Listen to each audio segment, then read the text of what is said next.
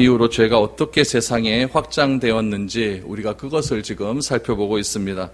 그러면 여러분, 죄가 점점 세상 가운데 확장되고 있는데 하나님께서 그 확장된 죄, 그것을 그냥 두고만 보고 계실까요?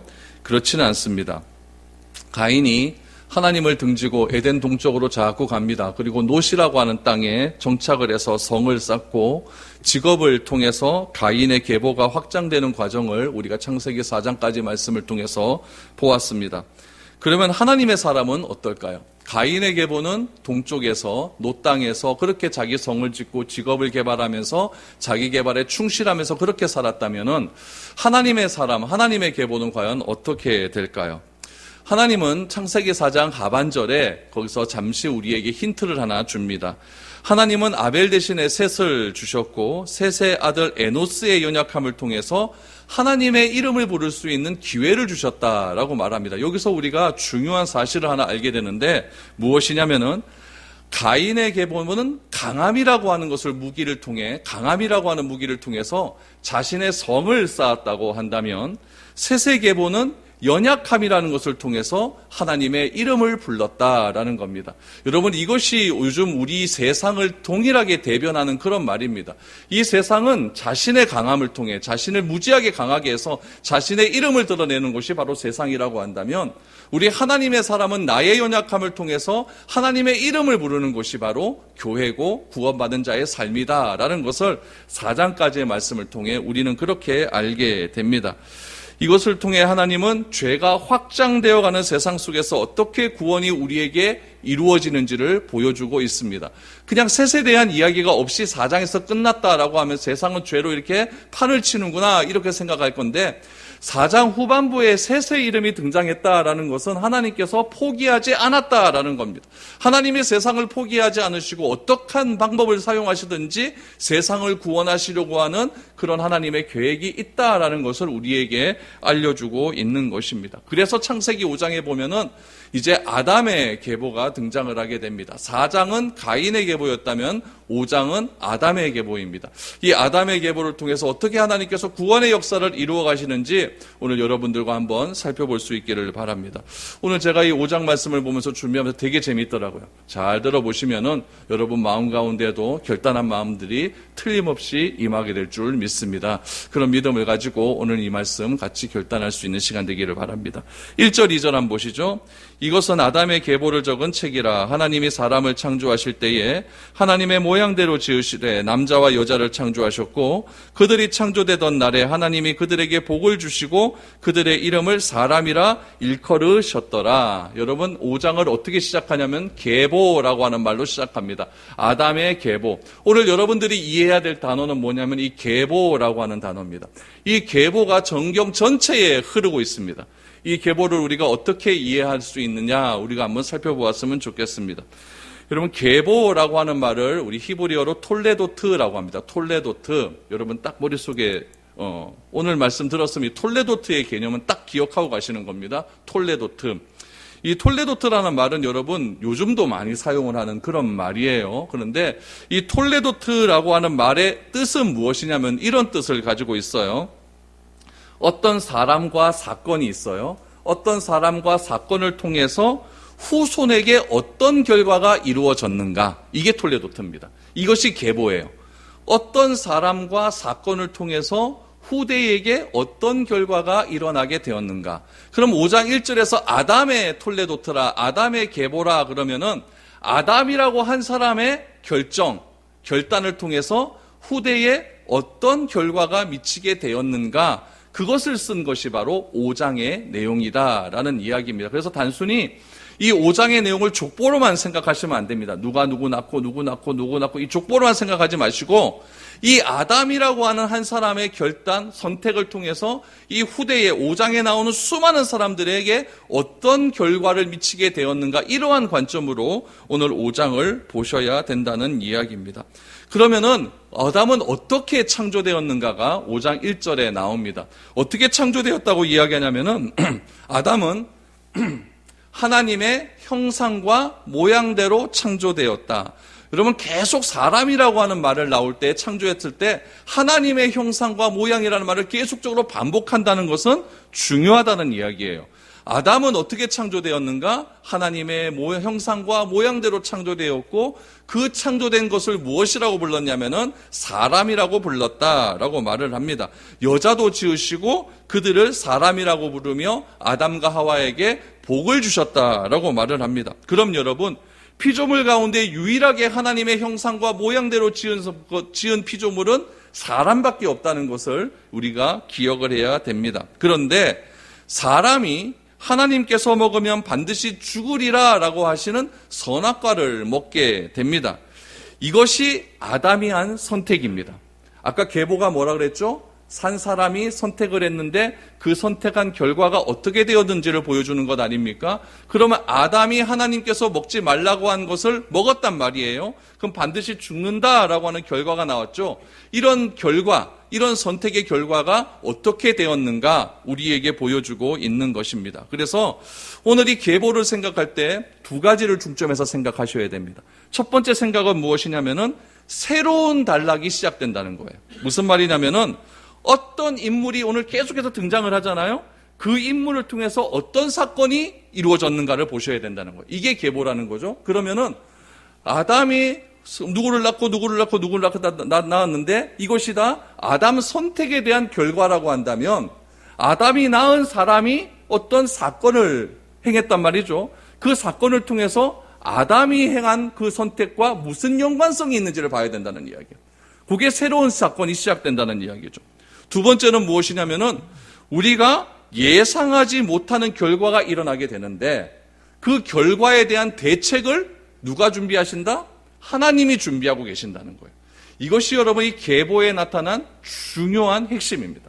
우리 사람이라고 하는 존재는 다 타락했기 때문에 우리가 하는 선택 자체가 죄일 수밖에 없어요. 그런데 그 죄인 결과를 하나님께서 손 놔버리면은 우리는 아무것도 안 된다는 거죠. 그러나 이 죄의 선택을 하나님께서 그 결과가 나왔는데 그 결과를 하나님께서 어떻게 회복시켜 가는가를 보셔야 된다는 이야기. 그게 구원이라는 얘기죠. 오늘 본문에 나오는 많은 인물들이 나와요. 아담의 사람들이 나와요. 셋의 계보, 셋의 후손들이 나와요. 그들은 비록 하나님의 후손이라 할지라도 100% 하나님의 마음에 맞는 삶을 살지는 않거든요. 그런데 그 하나님의 마음에 맞지 않은 선택의 결과를 하나님께서 어떻게 회복하시고 바른 길로 이끌어 가시는가, 그것이 계보에 담긴 뜻이라는 이야기죠. 그래서 오늘 여러분들에게 몇 명의 사람들을 이야기할 텐데 그 사람들을 이야기할 때마다 여러분들이 생각할 것은 무엇이냐면은 아담의 선택을 통해서 이 사람은 어떤 사건을 일으켰는가, 이 사건의 결과로 하나님께서 어떻게 그 사건을 이루어 가시는가, 이 두 가지 관점을 오늘 생각하시면서 오늘 본문을 받아들여야 된다라는 이야기죠. 그러면 아담으로부터 비롯된 결과가 어떤 결과였는가 3절부터 계속해서 나옵니다. 오늘 한번 살펴보기를 원합니다. 먼저 3절에서 5절입니다. 아담은 130세에 자기 모양 곧 자기의 형상과 같은 아들을 낳아 이름을 셋이라 하였고 아담은 셋을 낳은 후 800년을 지내며 자녀들을 낳았으며 그는 930세를 낳고 죽었더라. 중요한 것은 아담이 130세에 셋을 낳았는데 여러분 셋을 낳을 때 뭐라고 말했는가가 중요합니다.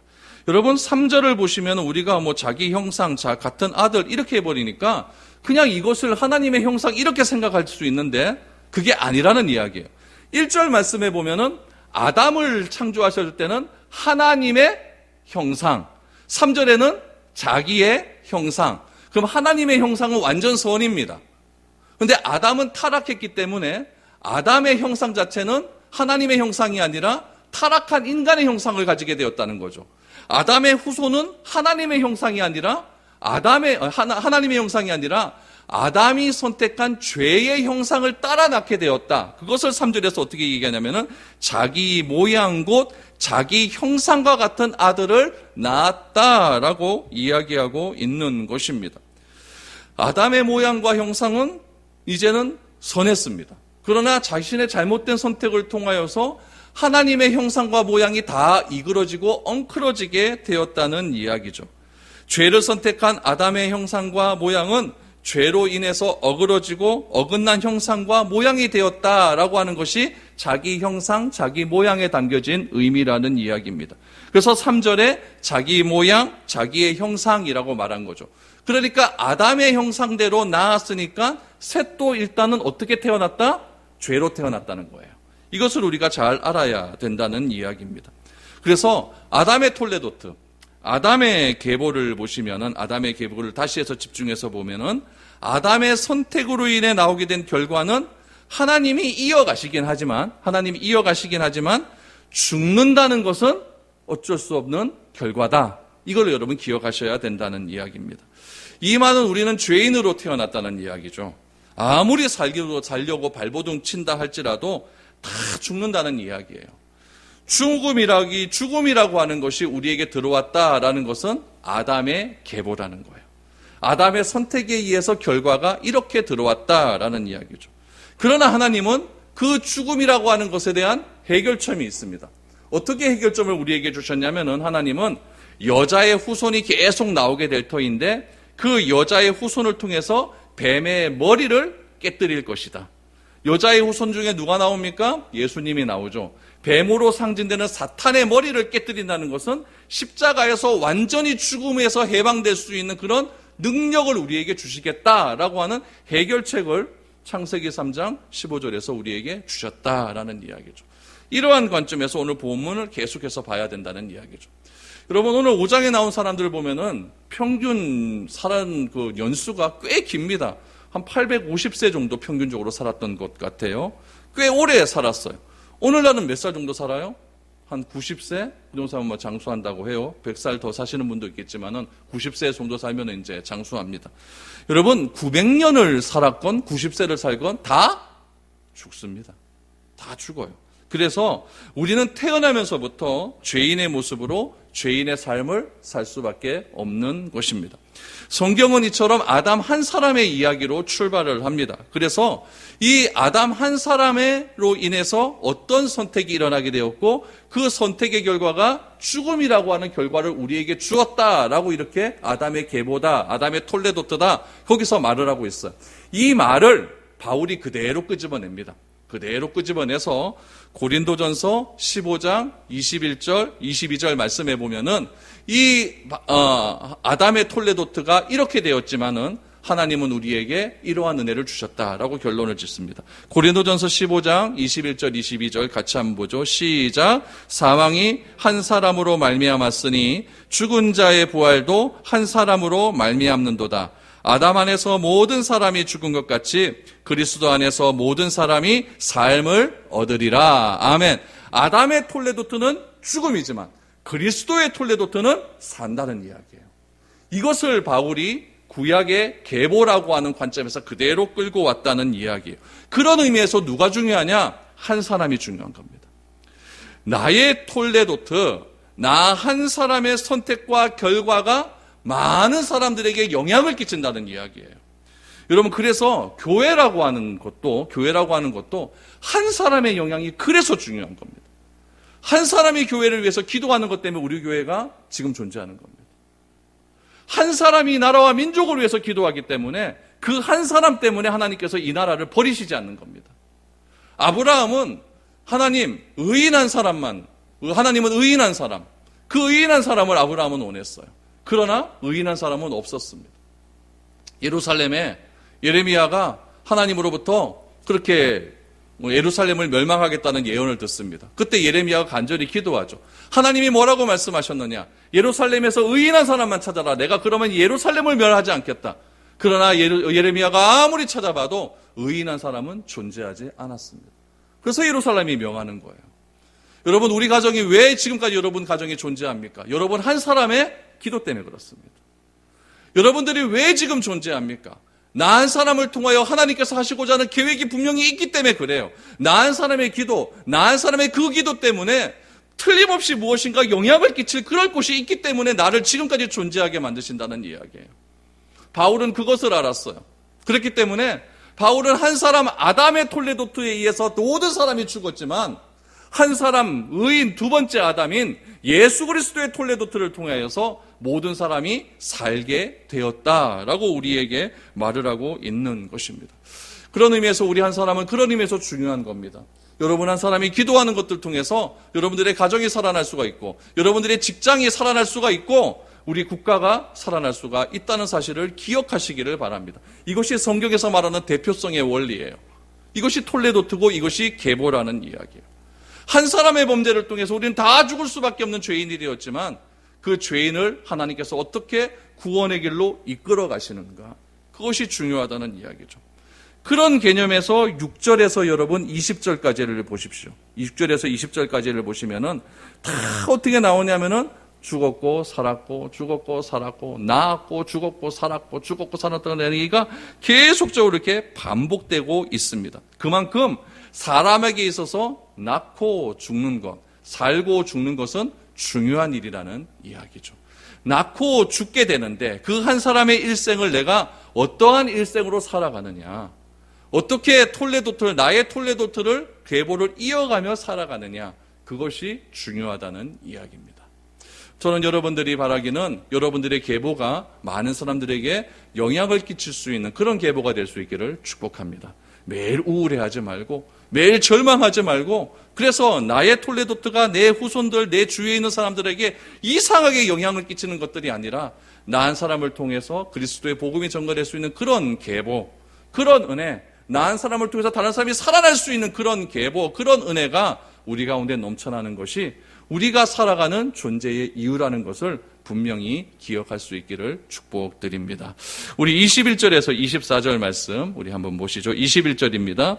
에녹은 65세에 무드셀라를 낳았고 무드셀라를 낳은 후 300년을 하나님과 동행하며 자녀들을 낳았으며 그는 365세를 살았다.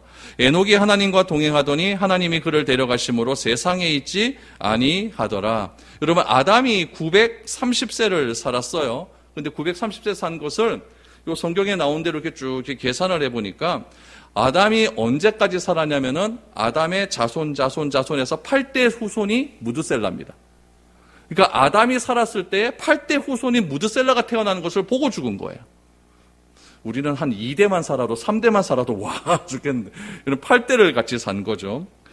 아담은 에녹과 무드셀라가 낳은 것을 보고 죽었습니다.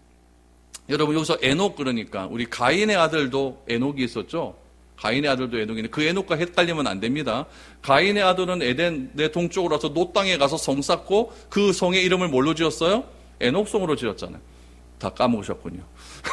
지난주에 한 얘기인데 에녹성으로 지었는데 오늘 본문에도 에녹이라고 나와요. 여러분, 여기서 또 알 수 있는 게 가인의 아들도 에녹이고 오늘 여기 아담의 후손도 에녹이 나와요. 이 에녹의 이름의 뜻이 무엇이냐면은 바치다, 드리다, 봉헌하다. 우리 헌금을 봉헌하다라고 할 때 히브리어로 에녹이라고 이야기를 합니다. 여러분, 가인의 아들로서 에녹, 셋의 후손으로서 에녹은 똑같이 드려졌습니다.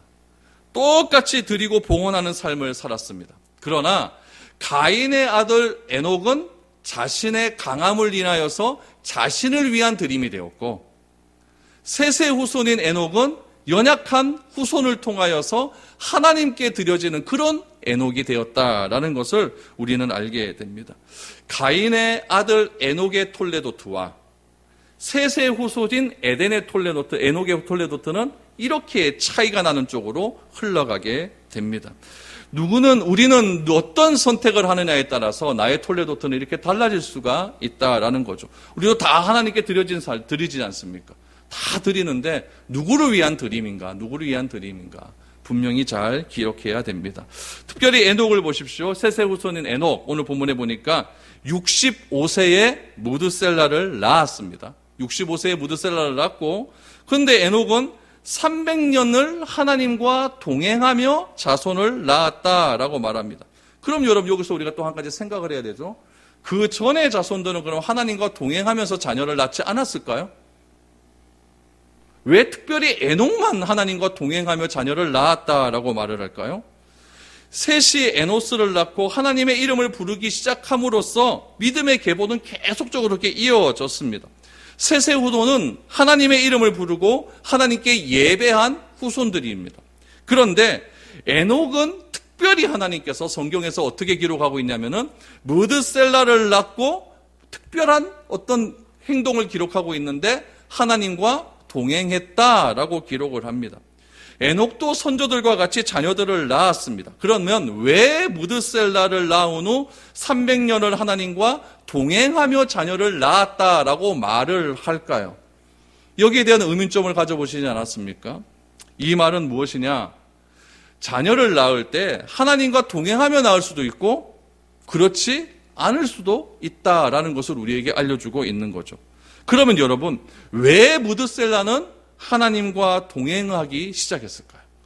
왜 무드셀라를 낳고 하나님과 동행하기 시작을 했을까요? 여기는 아주 중요한 의미가 담겨져 있습니다. 그럼 구원이라고 하는 것은 무엇이냐면은 하나님께서 죄된 인간과 동행하기로 결정한 사건입니다. 그것이 구원이에요. 구원은 다른 것이 아니라 하나님께서 나와 이제 동행하겠다라고 결심한 사건이 구원입니다. 그래서 출애굽기 이후에 구원받은 이스라엘 백성들의 삶을 보면 알 수가 있습니다. 우리 민수기 9장 21절 말씀을 한번 보시기를 바랍니다. 어떻게 동행하며 살았는가? 같이 읽죠. 시작. 혹시 구름이 저녁부터 아침까지 있다가 아침에 그 구름이 떠오를 때에는 그들이 행진하였고 구름이 밤낮 있다가 떠오르면 곧 행진하였으며 이틀이든지 한 달이든지 1년이든지 구름이 성막 위에 머물러 있을 동안에는 이스라엘 자손이 진영에 머물고 행진하지 아니하다가 떠오르면 행진하였으니 곧 그들이 여호와의 명령을 따라 진을 치며 여호와의 명령을 따라 행진하고 또 모세를 통하여 이르신 여호와의 명령을 따라 여호와의 직임을 지켰더라. 우리가 그냥 글로 이렇게 읽었으니까 뭐 이렇게 했다라고 생각을 하죠. 근데 여러분, 내가 그 자리에 있었다고 생각을 해보십시오. 이건 여러분 사람 미치는 일입니다. 이스라엘 백성들이 아침에 저녁에 잤어요. 아침에 딱 일어나면 제일 먼저 하는 일이 뭘까요? 뭘부터 봤을까요? 구름을 봐야 됩니다. 구름이 움직이는가 안 움직이는가. 조금 움직일 틈 하면 빨리 텐트 걷어야 될 거 아닙니까? 그러니까 이스라엘 백성들은 그들의 시선은 항상 어디에 가 있어요? 구름에 가 있어요. 그럼 여러분 또 좀 더 깊이 생각해 보죠. 3일 뒤에 출발할 거다. 이러면 얼마나 좋습니까? 그것도 아니에요. 가르쳐주지도 않아요. 그냥 구름이 움직이면 오늘 성경에 보니까 하루든지 이틀이든지 한 달이든지 1년이든지 계속 있어야 되는 거예요. 이스라엘 백성들은 누구한테 물어볼 수도 없어요. 모세한테 물어봐요. 모세는 압니까? 모세도 몰라요. 그럼 이스라엘 백성들은 하루 종일 멍 때리고 있는 거예요. 뭐 보면서? 구름 보면서. 그럼 여러분, 다니기 좋아하는 사람은 미쳐버립니다. 뭐 하고 있겠어요? 뭐 하고 있겠어요? 물어볼 데도 없죠. 할 일도 없죠. 뭐 먹을 거라도 있으면은 뭐 일이라도 할 텐데. 먹을 건 아침에 일어나면 다 내려와요? 그럼 놀아야 돼요. 뭐 하고 놀까요? 뭐 그때 뭐 윷놀이가 있나 뭐가 있나 스마트폰이 있나 그냥 구름만 보고 멍하니 있는 거예요. 출애굽기 20장에 보면 시내산에 이스라엘 백성이 쓰잖아요. 쓰고 민수기에 보면 이스라엘 백성이 출발을 하거든요. 그때까지 이스라엘 백성들 1년을 그곳에 있습니다. 1년 동안 구름 쳐다보고 있는 거예요. 어쩌다 사건이 일어나면 거기에 다 몰리죠 또 막. 그러니까 여러분, 이 동행이라고 하는 것은요, 그렇게 우리의 느낌으로는 좋은 게 아니에요. 동행이라고 하는 것은 내가 생각할 때는 굉장히 비효율적입니다. 시간을 그냥 흘려보내니까 비효율적입니다. 일도 안 해요. 뭐만 쳐다본다? 구름만 쳐다봐요. 그게 무슨 효율적인 일입니까? 그것이 무슨 시간을 아끼는 삶입니까? 그러나 성경은 말합니다. 내 생각에는 비효율적이고 비생산적인 일이라 할지라도 그 길이 가장 바른 길이고 효율적인 일이라고 믿는 자만 하나님과 동행할 수가 있는 거예요. 그래서 구원이란 무엇인가? 하나님께서 우리와 동행하기로 결심한 사건이라고 한다면 구원이란 나의 입장에서 보면 누구와 동행하는 거다? 하나님과 동행하는 여정이에요. 구원의 동행이란 무엇인가? 내 마음대로 하는 게 아니에요. 구원이란 동행이라는 것은 구름만 쳐다보는 거예요.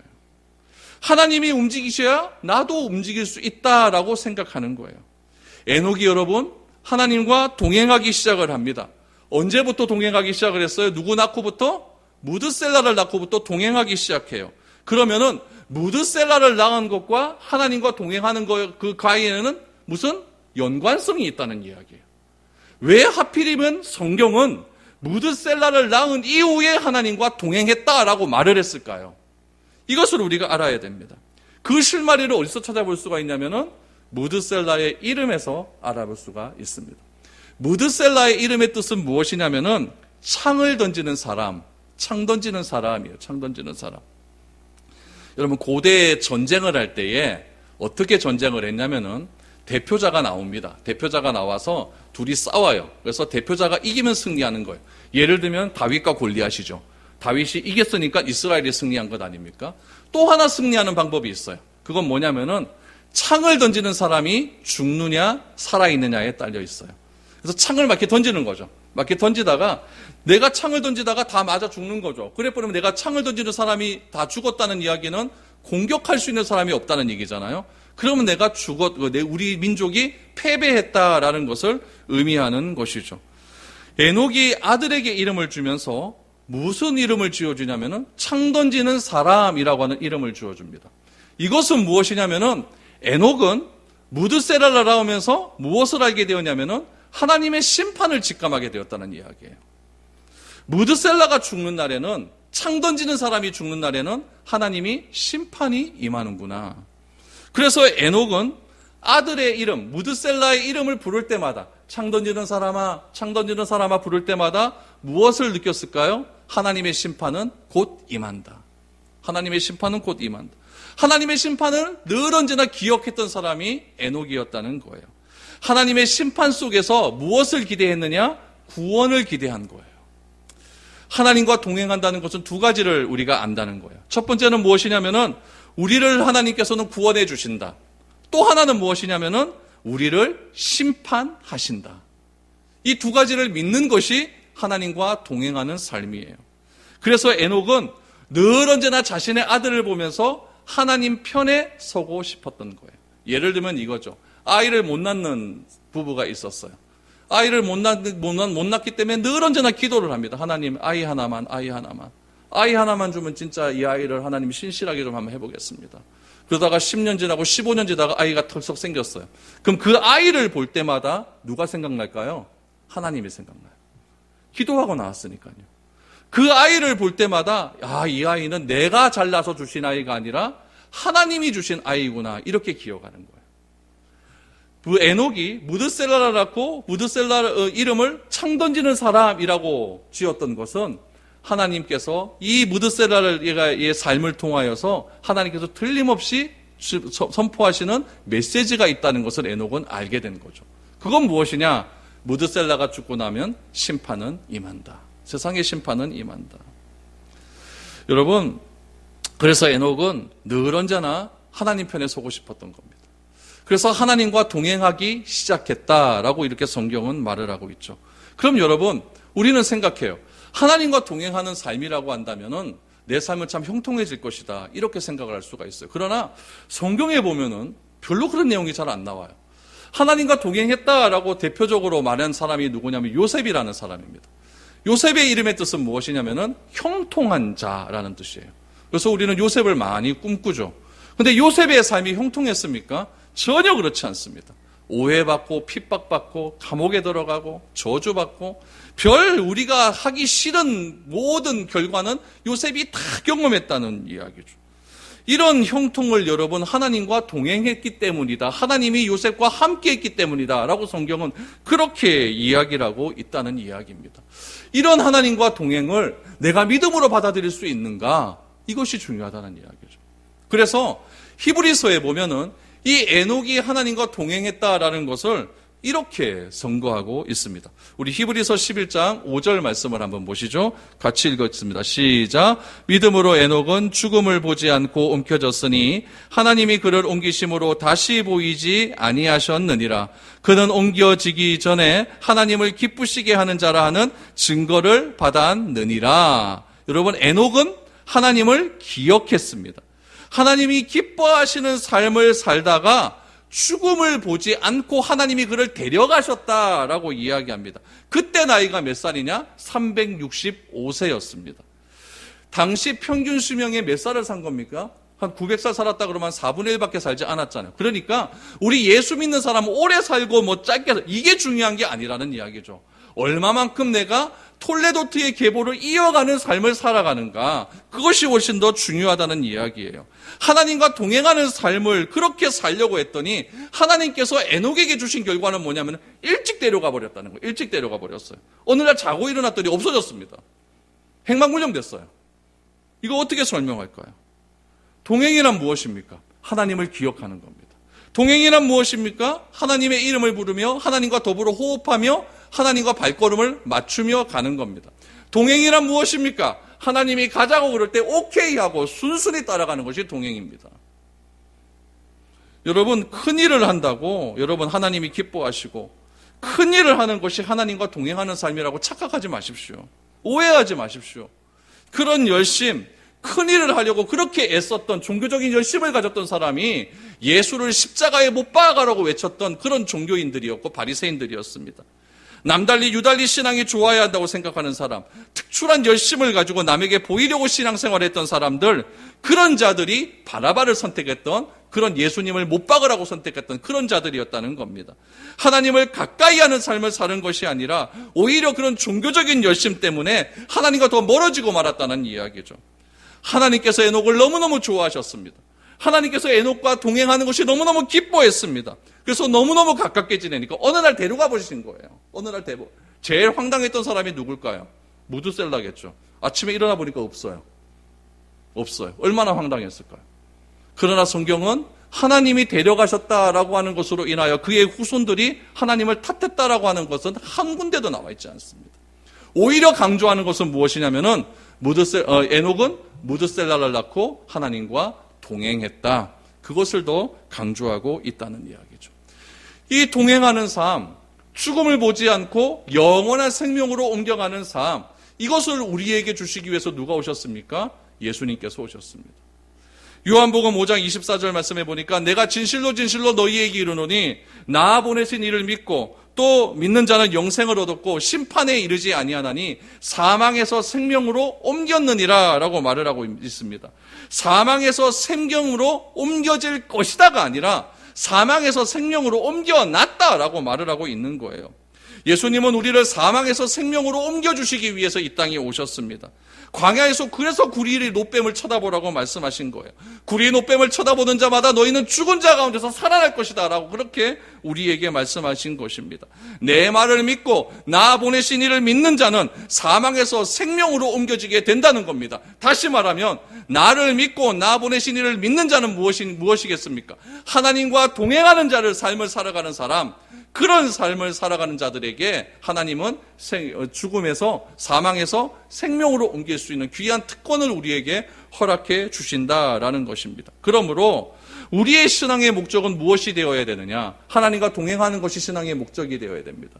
하나님과 동행하면서 이 땅에서 나의 성을 쌓고 오래오래 살아가는 것이 나의 목적이 아니라 이 땅에서 부귀영화를 누리면서 살아가는 것이 나의 목적이 아니라 우리를 하나님께서 데려가실 때에 하나님 감사했습니다. 동행하는 삶을 살게 하시니 감사합니다. 내 생각으로 봤을 때 동행하는 것이 정말 이상하고 내 마음에 들진 않지만 그래도 그런 마음을 억누르고 하나님과 동행할 수 있는 귀한 삶을 살게 하심으로 하나님께서 나를 데려가실 때 하나님 감사합니다라고 하는 그런 고백이 나올 수 있도록 우리는 늘 언제나 기도해야 되는 겁니다.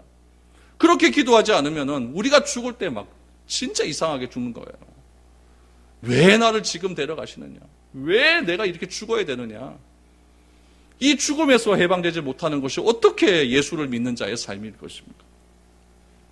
그래서 언젠가 하나님이 우리를 데려갈 수 있도록 하나님과 동행하며 가까이 하는 그런 삶, 그것이야말로 진정한 아담의 톨레도트로 살아가는 삶이고 그런 삶을 하나님께서는 우리에게 주시기 위해서 예수님을 보내주신 겁니다.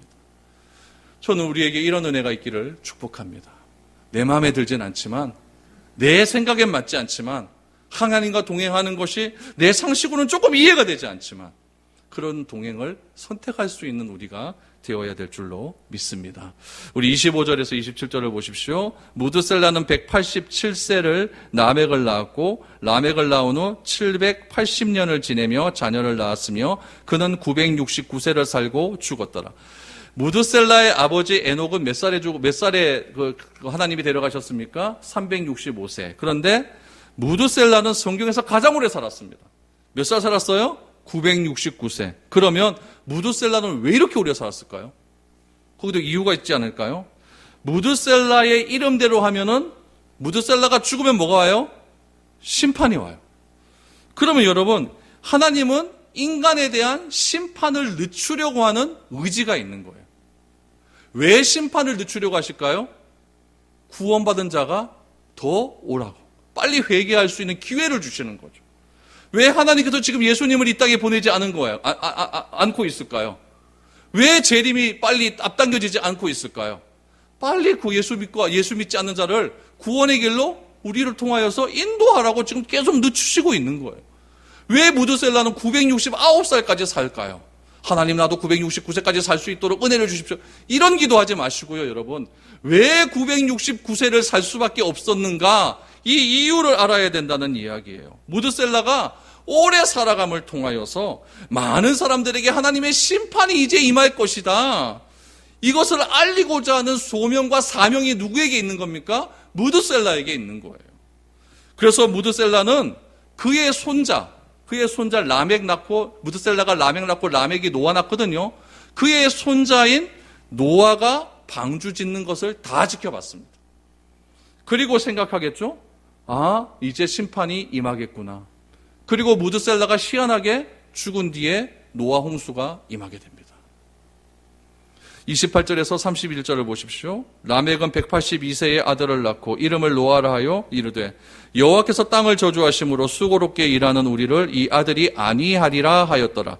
라멕은 노아를 낳고 595년을 지내며 자녀들을 낳았으며 그는 777세를 살고 죽었더라. 무드셀라가 라멕을 낳습니다. 그리고 라멕은 노아를 낳습니다. 노아는 무드셀라를 할아버지로 이렇게 부르는 거죠. 그럼 노아의 이름은 뜻은 무엇이냐? 안위자, 위로자라는 뜻이에요. 노아는 안위하며 다녔고 사람들을 위로하며 다니는 그런 사람이었습니다. 노아는 창세기에 우리 이제 다음 주에 이제 노아의 심판에 대해서 우리 홍수에 대해서 보게 될 건데, 거기 보면은 노아는 480세에 하나님으로부터 심판의 메시지를 받습니다. 나무를 방주를 지어라. 그리고 몇 년 동안 짓냐면은 120년간 방주를 지어요. 그래서 600세에 홍수가 시작이 됩니다. 방주는 무엇입니까? 방주는 구원이며 또한 심판의 메시지가 담겨져 있는 거예요. 예수님은 이 노아 시대 때 사람이 어떠했길래 하나님께서 심판하려고 하셨는가, 그것에 대해서 이렇게 설명을 하십니다. 우리 누가복음 17장 27절 28절 말씀, 우리 이것은 왜 심판이 임했는가가 나오는 말씀입니다. 같이 읽어보죠. 시작. 노아가 방주에 들어가던 날까지 사람들이 먹고 마시고 장가들고 시집가더니 홍수가 나서 그들을 다 멸망시켰으며, 또 롯의 때와 같으리니 사람들이 먹고 마시고 사고 팔고 심고 집을 짓더니 하는 일이 뭡니까? 하는 일이 뭐예요? 일하고 먹고 마시고 장가 굴고 집하고 집 분양받고 대출받고 대출하는 거 갚고 그 일을 했다는 거예요. 그 일을 했다는 거예요. 언제까지요? 심판받는 그날까지 그 일을 했다는 거예요. 이 얘기는 뭡니까? 심판이 없다라고 생각을 하는 거죠. 하나님의 심판은 없다 이렇게 생각을 하는 거예요. 종말은 없다 이렇게 생각을 하는 거예요. 방주는 여러분 유람선이 아니에요. 유람선이 아니기 때문에 방주에는 풀장도 없습니다. 방주에는 극장도 없어요. 방주에는 창문도 없어요. 오로지 열리는 창문은 하늘밖에 없습니다. 우리 구원은 여러분 방주라는 이야기예요. 교회는 방주예요. 이 구원이라고 하는 교회의 방주 안에 들어와야만 우리가 구원을 받을 수가 있는 거예요. 예수님이 머리가 되시고 성령님이 운행을 믿는 것이 바로 방주라는 이야기예요. 그 방주에 속할 때에 우리는 구원의 삶을 누릴 수 있게 된다는 이야기입니다. 그런데 중요한 것은 무엇이냐? 홍수가 딱 시작하기 전에 하나님께서는 노아 계보의 사람을 다 부르십니다. 라멕이 몇 살에 죽습니까? 홍수 나기 5년 전 777세에 죽습니다.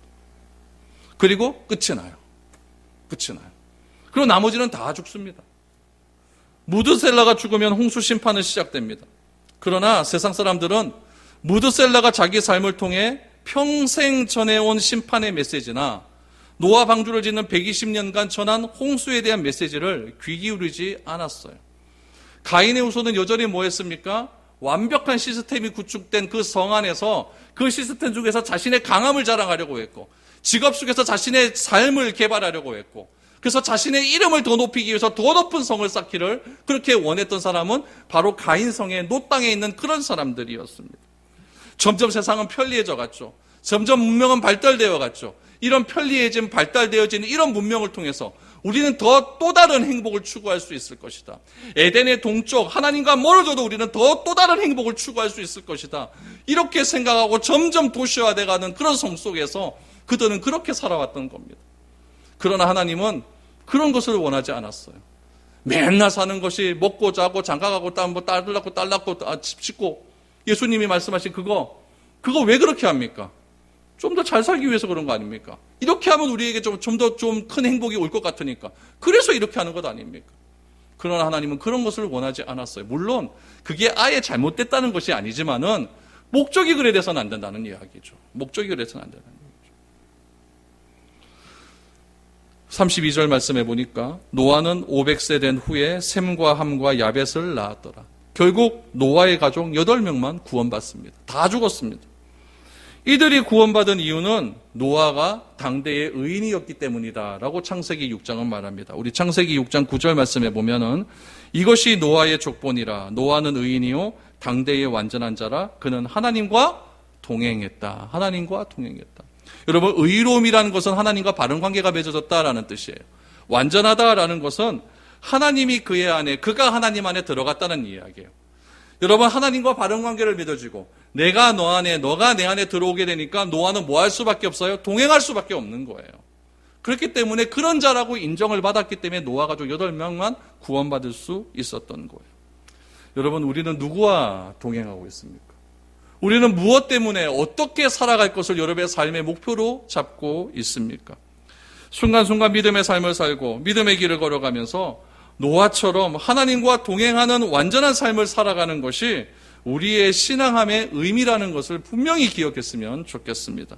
아담의 톨레토트를 보면서 우리는 어떻게 살아가고 무엇을 위해 살아가는 것이 중요한 것인지를 알게 되었습니다. 저는 여러분들에게 오늘 이 시간 이후로부터 여러분 개인의 톨레토트를 새롭게 정리할 수 있게 되기를 축복합니다. 단순히 세상처럼 나의 강함을 자랑하면서 나의 강함을 위해 살아가는 것이 아니라 나는 비록 연약하지만 하나님의 이름을 부르는 그런 삶을 살겠다고 지금 이 순간부터 결단하십시오.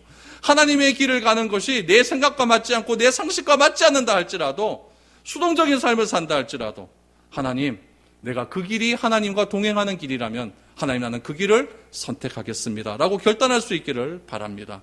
그럴 때에 우리의 계보를 통해서 온전한 믿음의 족보는 더욱더 풍성하게 나타나게 될 줄로 믿습니다. 그렇게 될 때 하나님께서 해결책이 나올 수가 있는 거예요. 이런 은혜가 우리 가운데 넘쳐날 수 있기를 주님의 이름으로 축복드립니다.